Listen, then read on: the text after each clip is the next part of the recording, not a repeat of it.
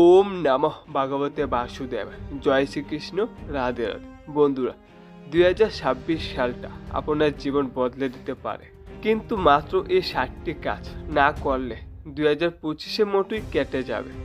ভিডিওটা শেষ না দেখলে বড় ভুল করবে। প্রতি বছরই আমরা বলি এই বছর বদলাবে, কিন্তু কিছুই বদলায় না, কারণ আমরা সঠিকভাবে শুরুই করি না। যে মানুষ নিজের ভুল দেখে না সে কখনো উন্নতি করতে পারে না। 2026 সালটা শুধু লক্ষ্য স্থির রাখুন, নিজের কাজের প্রতি ফোকাস রাখুন। একটা অর্থের লক্ষ্য, একটা শরীরের লক্ষ্য, একটা শেখার লক্ষ্য। সকালে ঘুম থেকে উঠে মোবাইল একটু কম দেখবেন। ঘুম থেকে উঠে 1 ঘন্টা কোনো ভিডিও নয়, কোনো নিউজ নয়, নেগেটিভ কিছুই নয়। প্রতিদিন একটু বই পড়ুন, এক্সারসাইজ করুন, নিজের লক্ষ্যর প্রতি ফোকাস রাখুন। 2026 সালটা নতুন আয়ের রাস্তা বানান। সবসময় নেগেটিভ মানুষদের কাছ থেকে দূরে থাকবেন, যারা বলে কিছুই হবে না, যারা আপনাকে ছোট করে, যারা শুধু বদনাম করে। 2026-এ সবচেয়ে বড় ইনভেস্টমেন্ট হবে সঠিক মানুষ।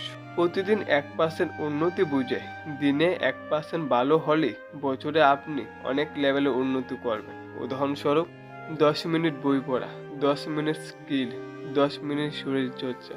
2026 সাল ক্যালেন্ডারে নতুন, কিন্তু জীবন বদলাবে তখনই যখন আপনি বদলাবেন। প্রতি বছরই আমরা বলি এই বছর সব ঠিক করব, কিন্তু বছর শেষ হলেই দেখি টাকা নেই, শরীর খারাপ, আত্মবিশ্বাস নেই। সমস্যা বছরের নয়, সমস্যা আমরা নিজেরাই। তাই আজই বলবো 2026-এ কি করলে আপনি সত্যি এগুতে পারবেন। পুরনো কষ্ট, পুরনো ব্যথা, পুরনো মানুষ যারা আপনাকে ছোট করেছে, এই সব কিছুই 2025-এ রেখে আসেন। 2026 সালে নতুন যাত্রা শুরু করুন। যে মানুষ অতীতে আটকে থাকে সে ভবিষ্যতে পৌঁছাতে পারে না। 2026 সালে এই 3টা অভ্যাস গড়ে তুলুন।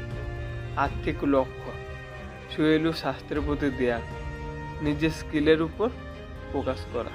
কম লক্ষ্য কিন্তু ফুল ফোকাস, এটাই সফল মানুষের রহস্য। ঘুম থেকে উঠেই যদি প্রথমে মোবাইল ধরেন, তাহলে আপনি নিজের দিনটা অন্যের হাতে তুলে দিলেন। ঘুম থেকে উঠে ফেসবুক, ইনস্টাগ্রাম, রিল কিছুই দেখবেন না। 2026 সালটা আপনার জন্য আশীর্বাদ নাকি অশীর্বাদ সেটা বছর ঠিক করবে না, সেটা ঠিক করবেন আপনি নিজেই।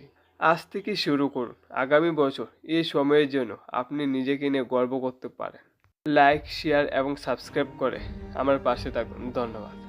বছরের প্রথম দিন খেয়াল রাখবেন যেন পরিবারের সদস্যর মাঝে কোনোভাবেই ঝামেলা সৃষ্টি না হয়।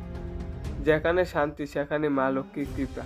এই দিন তক্র এড়িয়ে চলেই ভালো, শুধু বাড়ির মানুষের সঙ্গেই কেন, কারোর সঙ্গে ঝগড়া ঝামেলা না করে বুদ্ধিমানের কাজ। এই দিন সূর্য উদয় হওয়ার আগে ঘুম থেকে উঠে পড়ার চেষ্টা করুন, বেলা পর্যন্ত ঘুমে থাকা এই দিন বর্জন করুন। বছরের প্রথম দিন কোনোভাবেই ছেঁড়া ফাটা জামা কাপড় পরতে নেই, অন্য পোশাকও পরা মানা। এই দিন পারলে নতুন অথবা উজ্জ্বল রঙের পরিষ্কার পরিচ্ছন্ন জামা কাপড় পরুন।